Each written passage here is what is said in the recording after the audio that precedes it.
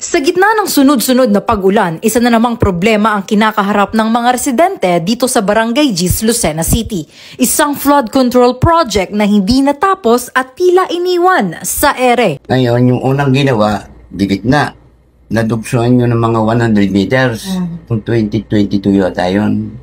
May natira pang 100 meters doon sa likod ng mga bayan. Doon sa may, doon tagaroon ako sa likod na yun eh.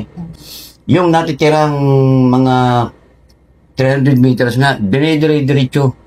Hanggang sa natapos yun, gumuho yung kanilang ginawa. Di binalikan niya, ginagawa na uli. Tatakot po sa mga mangyayari po. Halimbawa po yung gumuho man po, umawas man ng ilog, tatakot mo. Ay malamang po ito magigiba. Bibigay po yan kasi ang bakal po ay kulang. Sadyang maliliit ang bakal, hindi malalaki. Bukod sa maliliit, putol-putol ang ibabaw. Hindi diretso. So siya dapat naka-slide siya. Ang ano niyan.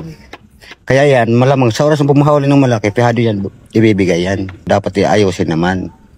Kompletuhin ng materyales. Sa kabilang dulo makikita ang bumabang bahagi ng flood control na hindi napantay ang itsura. Kadugsong ito ng nire-reconstruct na flood control project sa Barangay 9 na umano'y substandard kaya gumuho. Dagdag pa dito, may pondo rin na mahigit 19 million pesos para sa isa pang flood mitigation project ng DPWH sa Barangay Gis. Ngunit hanggang ngayon ay hindi pa ito nasisimulan. Nawagan po ako sa kinauulan, lalo-lalo sa DPWH.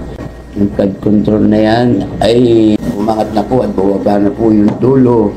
Ay sana magawa na po, tantagal niya. Tapos na po yung Barangay 9, hindi po ginagawa hanggang ngayon. Ay yan ang po, may pundo na yan. Lahat ng pagawain niya mga flood control na yan, talagang may pundo na yan nung una pa.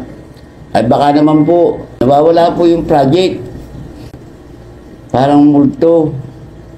Sana po, pakiaksyon na naman po sa mga kinauulan.